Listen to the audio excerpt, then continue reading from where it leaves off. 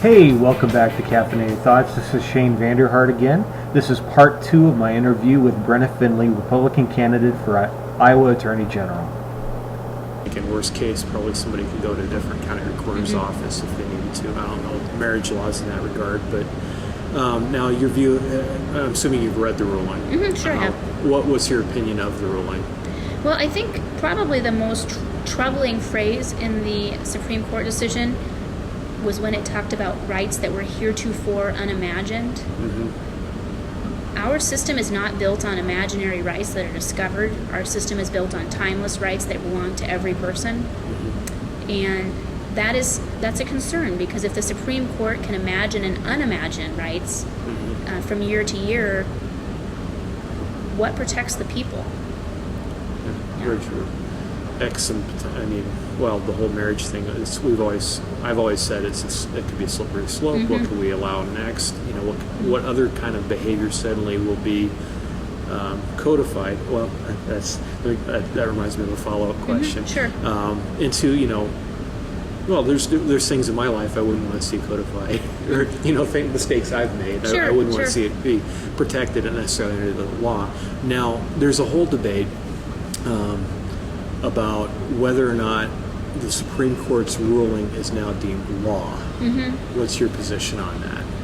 Well, that's a question with a lot of different facets, so let me try to answer it as best I can. If you have any follow-up to that, just let me know. Okay. It's up to the legislature to make our marriage laws, and what we saw here after the Supreme Court ruling was that the legislature refused to act or failed to act.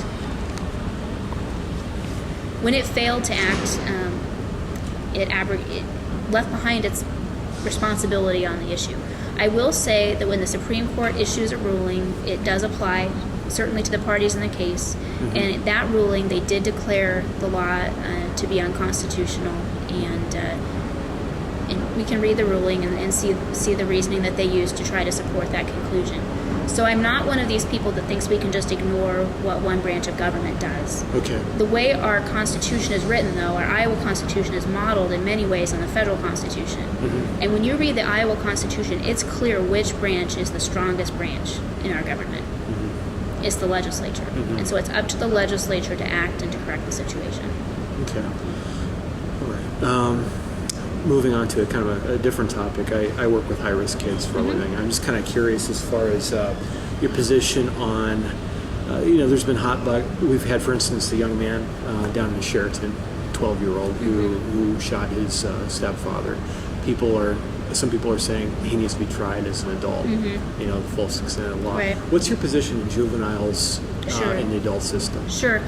I think with every case, each case has to be looked at individually, and the individual circumstances, the people involved, and I think that we should be careful when we analyze those situations to make sure that if it's appropriate to try a juvenile as an adult, we do that, but if it's inappropriate, that the prosecutors would realize that and use their prosecutorial discretion in order to try them through the juvenile system rather than as an adult. So it really depends on the facts of each individual situation, and it's certainly a very sad situation when we have children that are accused of committing those types of crimes.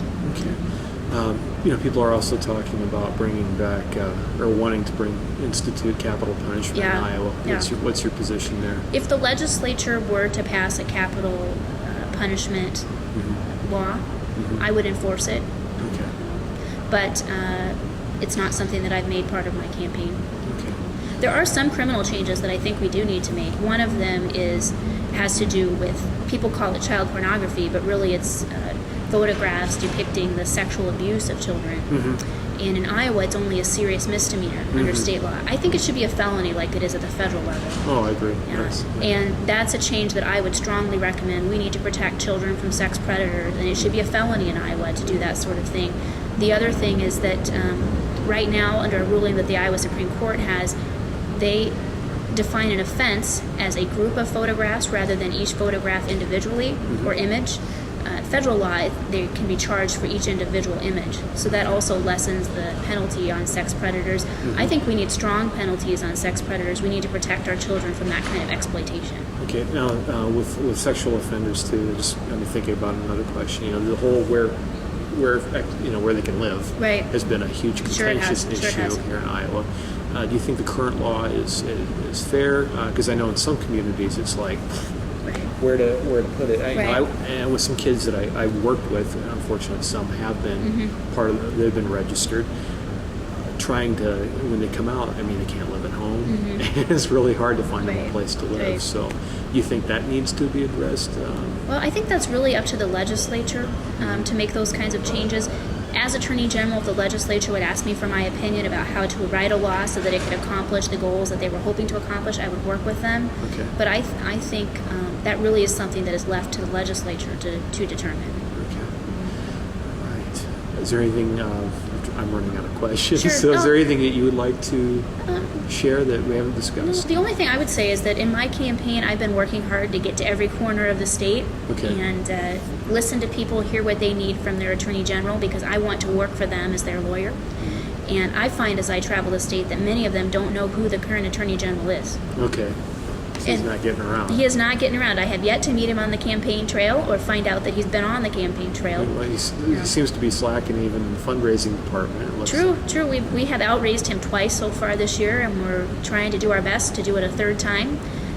We're working hard, and I don't take any vote for granted. I want to earn it, and want to do my best to represent Iowans as their attorney, and that's why I'm doing my best to meet them, so that I can audition for the job.